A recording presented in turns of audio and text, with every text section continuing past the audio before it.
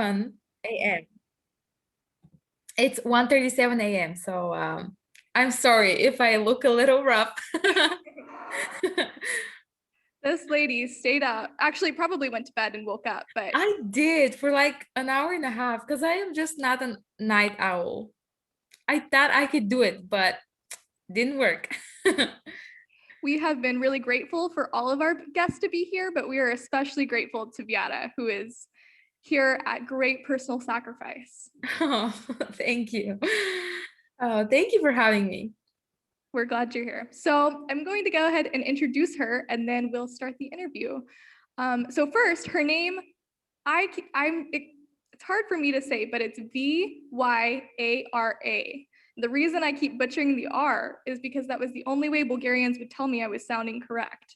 So Vyara, where you just kind of butcher the R, in case y'all have questions later. Well done, Chelsea. I met her 4 years ago now, in Bulgaria, in her hometown of Asenograd. I did a missions internship through ACU, which sent me by myself to Bulgaria, where I joined up with a team of 4 other students. Vyara and her sister were 2 of them. And we spent the summer doing camps, doing ministry outreach with Vyara's local church. So we've kept in touch over the years. It has just been a really great friendship, and I'm so excited for y'all to get to meet her and hear from her tonight. Vyara, would you mind telling us just what your background is in the church and ministry, and kind of how you came to be where you are right now? Yeah. So I grew up in a Christian family, which is a little rare here in Bulgaria, but my parents are both very devoted to ministry. And they've worked with kids and evangelizing kids probably their whole life, or as long as I can remember. And yeah, now my dad is a pastor, so I'm even more involved in ministry in that way. Um, and yeah, so through my childhood, we spent time at camps and VBSs and just really concentrated on God's work. So as I was growing up, like serving and doing things for other people was kind of very normal, very natural. And yeah, doing the internship the same way Chelsea did was really, really fun and kind of stepping out of just being with my parents and helping them to taking up more of a leadership role and being like, okay, let's do this with me and God and not just being my parents helper.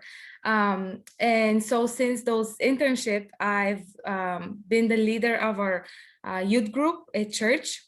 And so that's been really interesting for the past years because we've had ups and downs. And but yeah, God's had been really faithful to teach me, because there's a lot of times I don't feel worthy or educated, theological enough, or whatever you want to call it, to lead. But through God's faithfulness, I'm doing it for him. So yeah. Yeah, so can you describe a little bit what the kind of landscape and context of faith is in Bulgaria in general? Yeah, so Bulgaria as a whole is an Orthodox country. So people say they believe in God, but they don't have the relationship, I would say. So people are used to going to church on Christmas and on Easter, and just for the celebration, the tradition. So I would say Bulgaria is a very like tradition focused country. Like people do a lot of things just because it's how they were done like 100 years ago. And I would say people view us, the evangelical Christians or the Protestants, or us, as kind of like a sect. And it's been really hard to like share the gospel, because they would say they believe in God, but in the moment when you say like, well, you have to repent and you have to actually believe in Jesus as well, it gets a little complicated. So yeah, do you want me to any specific detail like about our church, like my church? Sure, yeah, that'd be helpful. Maybe like how many people are in it and what does church look like for y'all? Yeah, so it's amazing that we have a church building because that's kind of rare in Bulgaria, but we have a great church building, and about 35 members that are, signed up members, but around 50 people come to our Sunday church services. And we have a Sunday school, and on Saturdays we do youth group. At summers we try to do camps. Um, yeah, but we are kind of like a middle-sized church. Like there are churches that are a lot smaller, but also like in the capital city, for example, there are churches that are a lot bigger than us. But for Asenovgrad, which is a smaller town, yeah, we are a good amount church. Definitely.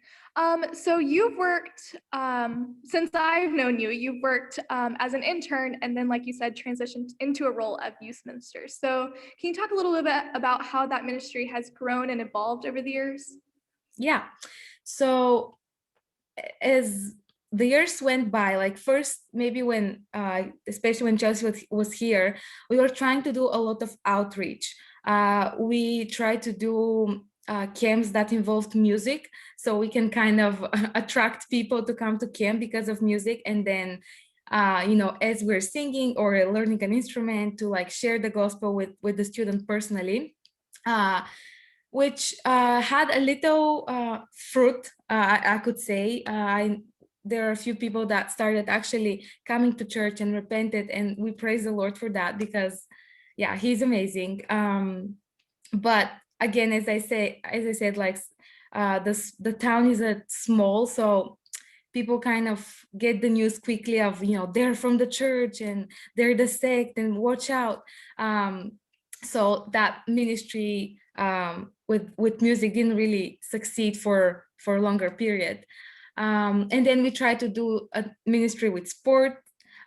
We started doing ultimate frisbee practice trainings, I guess, and that was also a big success.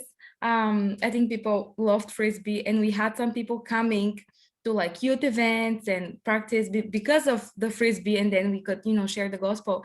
But then again, the same reason that kind of fell through, even though we're still trying. And so at some point, and we like with the team, we just thought, okay, maybe it's time to focus on the people that are already in the group and kind of disciple them and start building them up instead of always trying to get people in, which I know like every church needs both. But I would say right now our focus is to build the youth group and have them strong and committed and ready to serve, as next leaders. Yeah, definitely. And that's something you mentioned the other day that stuck out to me is evangelism is important and it's something you're still interested in. But discipling those who are already present in your church has been a bigger focus of yours. Yeah. So like I mentioned to you briefly, we have recently adopted a new mission statement of joining God's work of new creation. So what ways can you talk to us about how your church is doing that right now? Yeah, so there's this really cool thing that we do with other churches from the country. So we gather like maybe a few times per year, like all of us, maybe like 80 people. We gather and like we have this big youth retreat, and it's fun because, as I said, like we are small churches. My youth group is like 15 people, so it's not that big. But when we all like meet together and we can worship together and pray together, it just feels like God is really moving, and God is really using us. Because it's easy to get discouraged when there are no young people in the churches, or when the older generation is not really doesn't really agree like with the new songs or with the new ministries. But when we gather together and see what God's doing in everybody's life, we're encouraged that God is creating new life, and He's changing us and changing our surroundings for His glory. Yeah, I don't know if that really answers the question, if or any specific you want me to say. Yeah, I think it does. And I think that was something that struck me in our continued relationship after having been that first summer, is that y'all had an interesting kind of struggle or tension with the older members of the church. So they weren't really concerned with the work you were doing, and they kind of opposed to some degree what y'all are doing. So how do you feel like y'all have unified and worked through those struggles as a church? Yeah, we've definitely had progress. I think for especially like for my church, just like standing up on Sunday and being like, okay, this is what we did with the youth group, and like this many people did that, or like this one person repented finally after 5 camps. Just like sharing with them little by little what we're doing kind of help them understand that it's not just like a one-time thing. Like the camp is not just for having fun, which we do have a lot of fun. But the point is that someone, at least someone, will hear the gospel and will say, yes, this is it, this is what I was looking for. And I think just being also understandable, like, and also I don't know if you know that, but Bulgaria was under communism for a long time, so I think that influenced a lot the older people in their like way of seeing how things need to be done. So I think just having understanding for them, and that it's not easy for them. They're afraid of a lot of the new pop culture and how it's so secular. And so when they hear like, oh, music, no, like if it's not worship, then leave it. Just having conversations with them, and explaining for the 50th time what we do and why we do it, just helps a little bit. And yeah, I'm glad God has worked through our difficulties. Yeah. Yeah. The other thing you mentioned the other day was kind of how you've learned to interact and be in the kind of secular world, because like you mentioned, you have camps or retreats like once a year with other churches, but for the most part, you're kind of surrounded by this culture that sees you as a sect, or sees you as kind of the invasive force. So how do you learn to interact in those settings? Yeah, that's really interesting, because I have a lot of friends that are not believers, and they've always like appreciated me and loved me for who I am, and they know I'm Christian, but kind of they're not really eager or like ready to like come to church or come to event.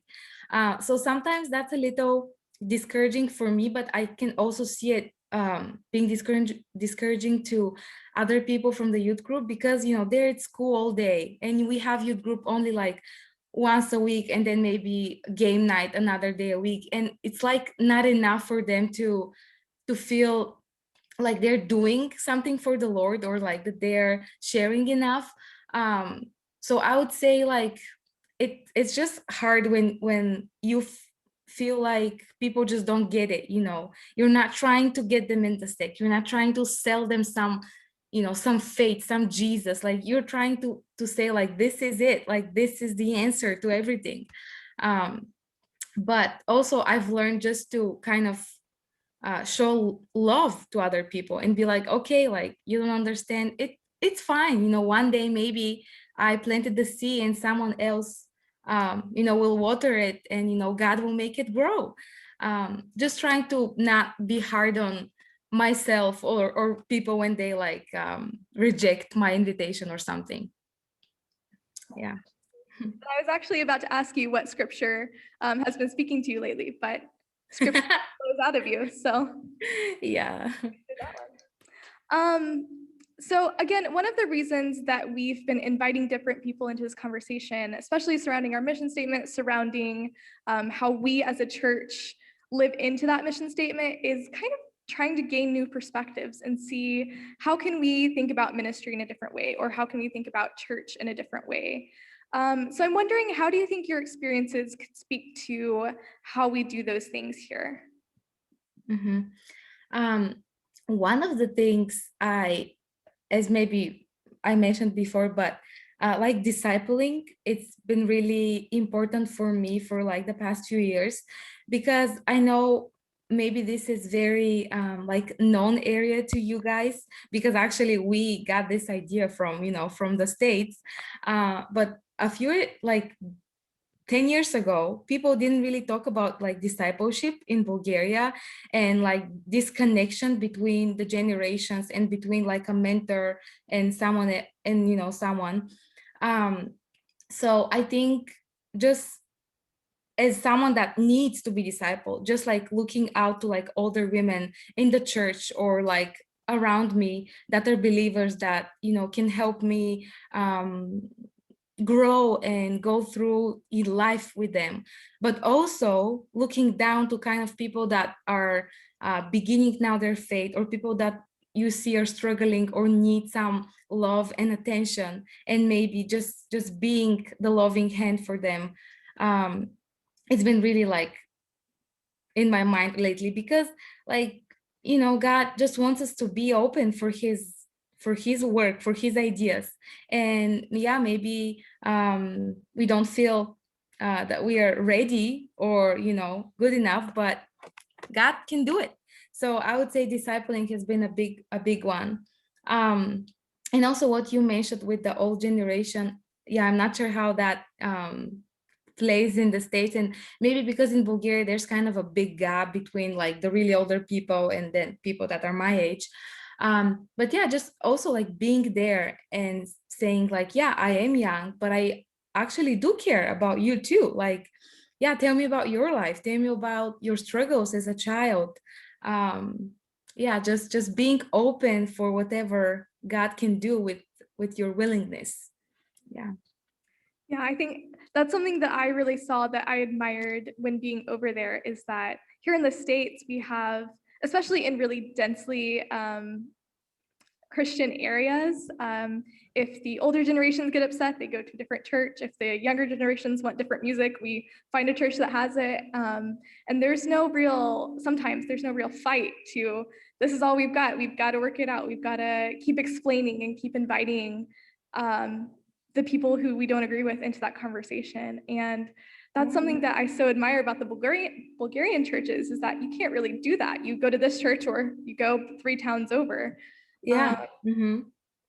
And so I think we can grow from learning about, okay, we were a little feedbacky.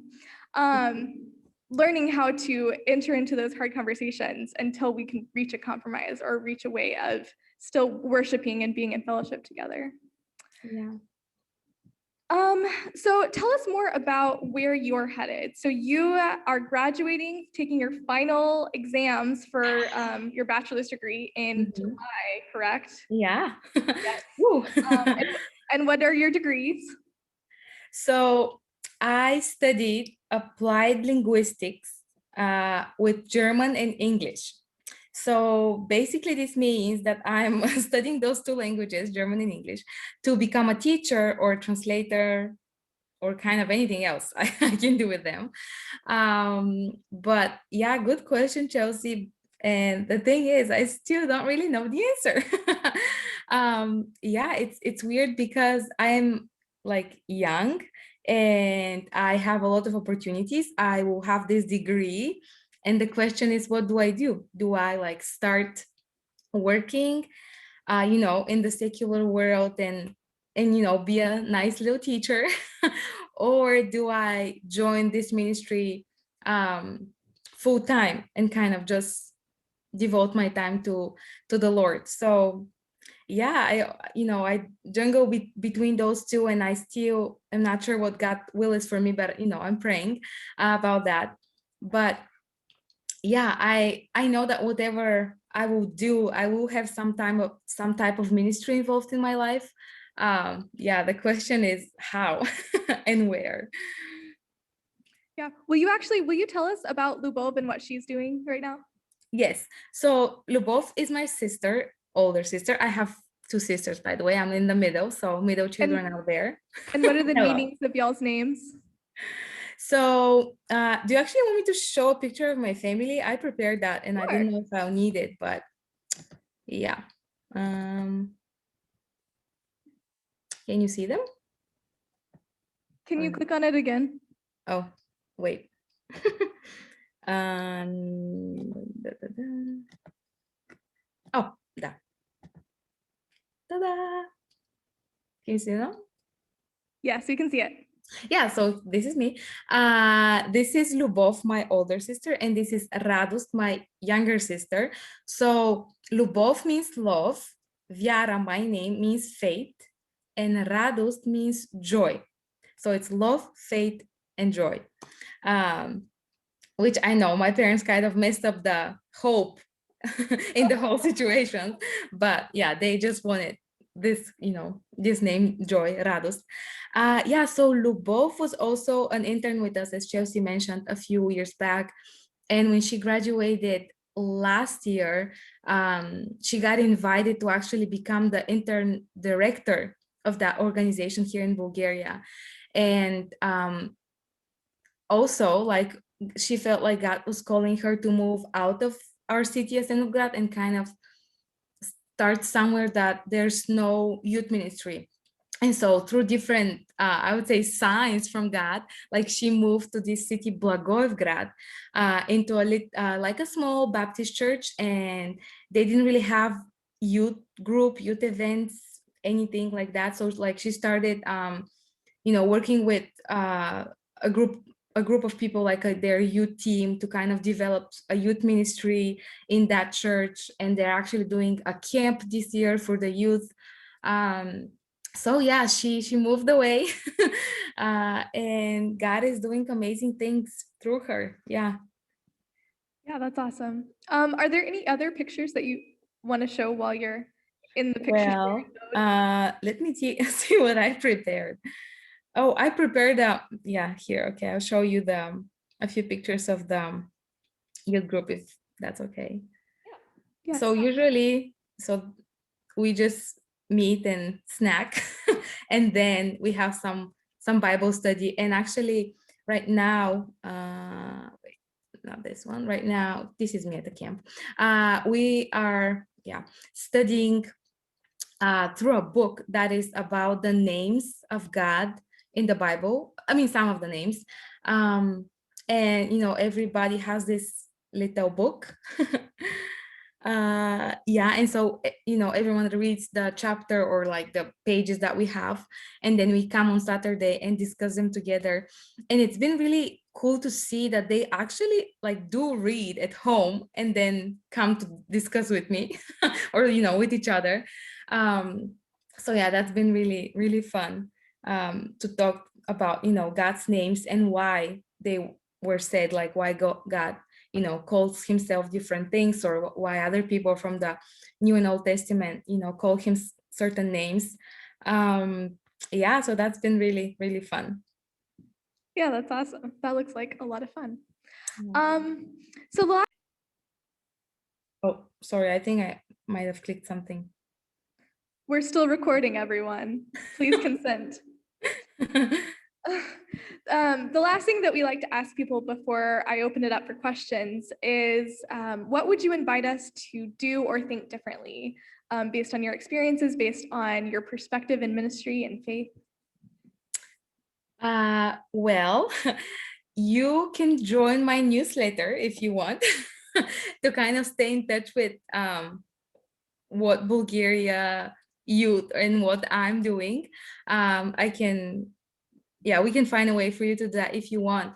And actually, this summer, as of today, actually, because it's already July 1st in Bulgaria, I'm starting an internship again, and this year it's more focused on like communications and kind of building content for online websites and Instagram posts and things like that, that will kind of attract more people to follow the page, so they see what we do with the youth. So yeah, you can and I send out newsletters a few times per month to catch up my yeah, sponsors, what's going on. So you can join that if you want. Also, you can come to Bulgaria. Just grab a plane, and come here. No, like the organization like I work with, it's called Josiah Venture. And so they also provide short-term missions that you can come for like a week or two and just join one camp. Also the internship program that Chelsea and I did, that is for the whole summer, so like 2 months. You can come and join the team and see how we do things here and how people are. Yeah, or I don't know, you can invite me in the States. So Yes, I can share I more. told some of them that I was hoping that you would still be able to come in December for our wedding. Oh yes, people, if I come for this wedding, this will be awesome. But yeah, just and you can pray for Europe and for all those small countries in Europe that are kind of forgotten by the big countries, and pray for God's work here, and that the people will have open hearts for the gospel. And yeah. Yeah, what would you encourage us to do besides all those things, which is several? I'm sorry if that was too much. No, that was great. I don't think anyone's complaining. What would you encourage us to do in our own context based on your perspectives in ministry? Yeah, well,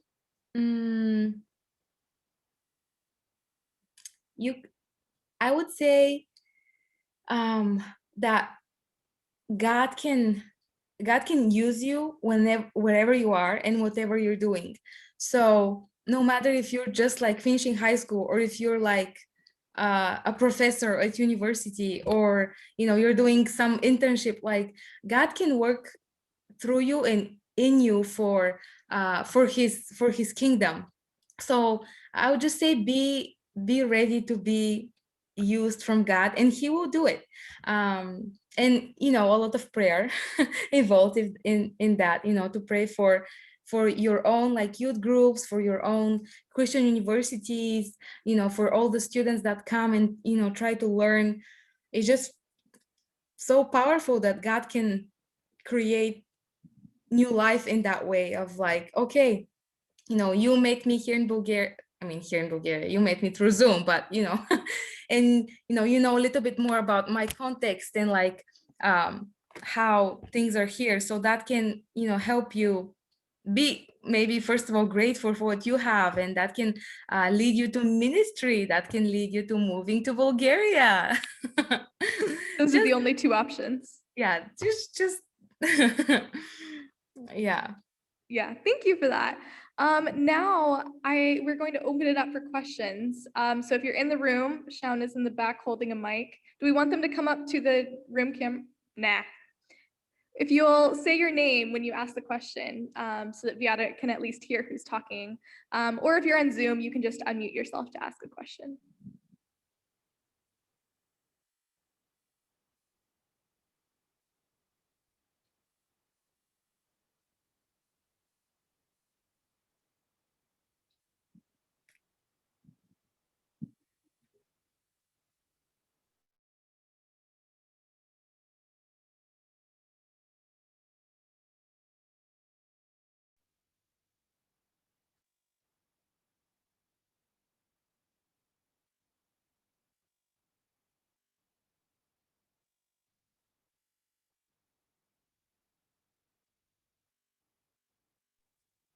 Can you hear me?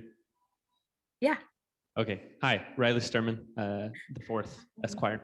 I was just curious, you talked a lot about how your ministry focused on, I think, some things that we would not consider ministry. So I think we kind of think of that term as the things that happen within the walls of a church building when we're praying or at a church service. I was especially drawn to you saying that you've used music to try to reach out to people kind of outside your walls. I was just curious, have you been, I guess, what other ways have you seen God draw in other people? And have you been surprised by any ways that God has worked to, broaden the church in Bulgaria, in your area? Mm-hmm. Yeah.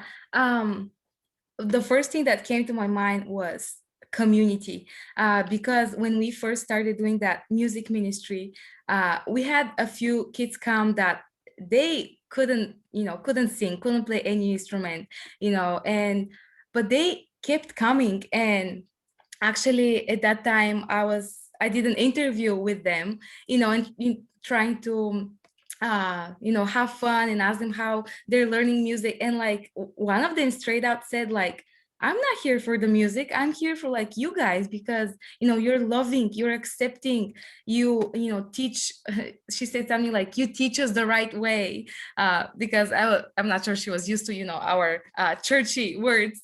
But yeah, so I would say whatever we do, I constantly see people come back because of the community we create. And we try to show love to everyone, and especially in these times I feel like there are a lot of like outsiders and people that when they come and spend time like at a frisbee practice or at some other event that we do, music or sport, or even English. We've done like English events with other missionaries, and they just are drawn in by the fact that we care for them, and we ask them questions. And there are a lot of like broken families in Bulgaria. I mean, probably in the whole world, but just people that are they need someone to be there and love them.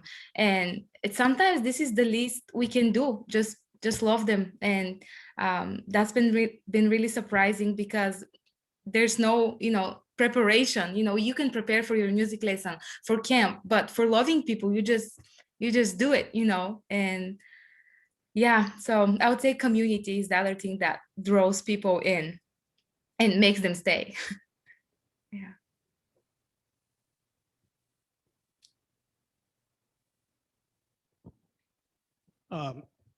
Can you hear me? Yes. My name is Carl Holliday. I failed to get, where are you located? Are you in Sofia or in some other part of the country? So I'm a little more south than Sofia. I'm in Asenovgrad, and the other bigger city that is closer to my city is Plovdiv. I don't know how familiar you are with the country, so if Yeah. that speaks to you. Right. And- Tell her the fun fact about Plovdiv. Okay. My question is, what is the relationship between your ministries and the Bulgarian Orthodox Church? Does the Orthodox Church approve your ministries, or do they disapprove or resist? Do you get resistance from the authorities in the Orthodox Church? So I would say the Orthodox Church doesn't really want to get involved with anything we do, because they don't want people to think that the real faith, the Orthodox Church, is working with those other fake churches. It's kind of like they don't want to ruin their reputation of the right church. So we don't really, like, we've tried to work with one Orthodox church that we had a mutual friend in it, but it was kind of like a dead end. And from the authorities, we've had a few setbacks about like doing things outside, because part of like advertising for camps or for sports events, we would just go outside, hand out flyers, or just talk to people. And we've had some setbacks with like, oh, you can't do that, you can share your religious views outside, which not that we did that, it's just they think they know we're from the church, and it's like, oh, you can't just give out flyers here. But yeah, I would say the biggest setback is just the people themselves being kind of afraid of us, which sounds so weird to me, but yeah.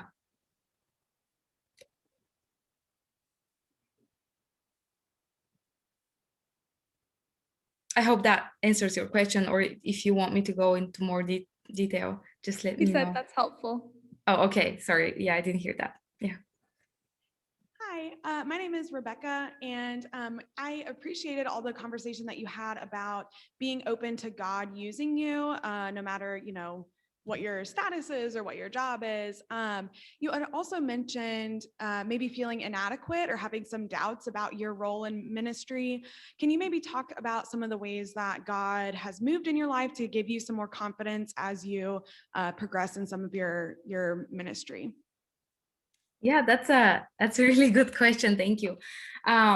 So maybe I should first say that like Christian education and like Christian colleges are not a thing in Bulgaria.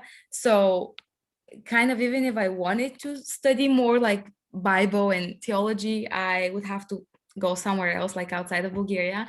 And so that's why kind of I've always like admired people like from the States or from Germany that, come and, they have this Bible degree, and it's so cool. And I always like dreamed of, being so well educated, but I was also encouraged by the same people that I can, open my Bible and prayerfully ask God to reveal his truths for me. And I would say it took some time, for actually to believe in myself and learn things. And I would say for me, knowing English is such a blessing because I've done a lot of like Bible studies online and read a lot of books in English, that are faith related. So like I'm really thankful that I know English for that reason. But yeah, it just takes time for me first to soak in and be like, yeah, like I am, I'm reading, I feel the Holy Spirit in me, and now I can share. And this is what some of my goals for this summer is to encourage other girls that, they can open their Bible and ask God, God, please reveal to me something that I can share with someone else. And he will do it. He will do it because he wants us to read and share with other people. So yeah, I would say my fears were not so much about God, but they were kind of like about me, like, oh, am I this or am I that? But then I have to remember it's from God. Like it's not about me, it's what God can say through me and learn other people through me. So yeah, that's kind of it. Awesome. Thank you for sharing. I think we just got a chat from Joni asking what or who led you to Christ. Oh, that's a really good question. So I became a believer, I think officially like 10 years ago when I was 13. Is that right? Maybe. Okay. So yeah, I was at the camp, a Christian camp. And I just remember at that time, kind of knowing, all the Bible stories. As I said, growing up in a Christian home with my parents, always doing camps, it's like I know all the Bible stories. I know how to pray. I know to go to church on Sunday. But there was a moment when I was like, this doesn't feel personal. And I remember talking to a lady, she was a leader at that camp. Her name is Dora. And I just like one night, everybody's in bed and I walked up to her room crying because I was like, something is wrong. Like I don't feel this. Like I have all of this knowledge about God, but I don't feel it. And so like we sat in a little couch at that camp and like she prayed for me. And then we kind of talked about like my struggles and why I can't feel, this spiritual thing that I'm looking for. And then at some point she was like, well, have you actually repented? Have you actually asked God to be, your savior? And I was like, well, no. And so, yeah, I prayed. Yeah, she led me through a prayer. I prayed, and this is kind of like how my journey personally, with a personal relationship started with God. Awesome. Thank you so much for sharing, Vyara. As we're bumping up on the time, and thank you again so much for your precious sleeping time. No problem. Are there any parting words or anything you'd like to say in closing? Just thank you guys for having me. I love talking, if you couldn't guess. But yeah, it's just amazing that, I can connect with you, even though we're thousands of miles away. And it's so encouraging to me that you are doing also things for God. And, it's at the end, it will all make sense and come together, yeah, for God's kingdom. So thank you so much for what you're doing. Yeah. Well, thank you again, and it was so good to have you. Yeah. We will share your contact information so that people can get a hold of you if they'd like to. Yeah, I can also write it right now in the chat. So you can also text me on Facebook or whatever. I don't mind. Yeah, so this is why my name is on Yes. Facebook. And also this is my email. I know it's spelled a little different than my name, but it's okay. So for context, the Bulgarian alphabet is Cyrillic, and so there's not direct translations because Yeah, all of and their letters mean one thing and ours mean four. As yours are. yeah, and also when I did my passport last, first my name was spelled, like you see my email, but then somehow they changed my name to be spelled like right now my Facebook name is. So I'm also confused to how to spell my name in English. But yeah, you can find me, and you can ask also Chelsea for my contacts. Yeah, you can text me anytime. Well, thank you again. Good to see you. Yeah. Thank you. Bye.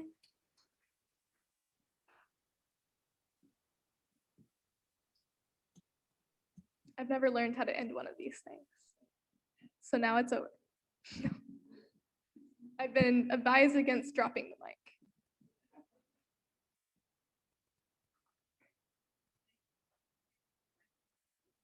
Yes, yeah. Glad y'all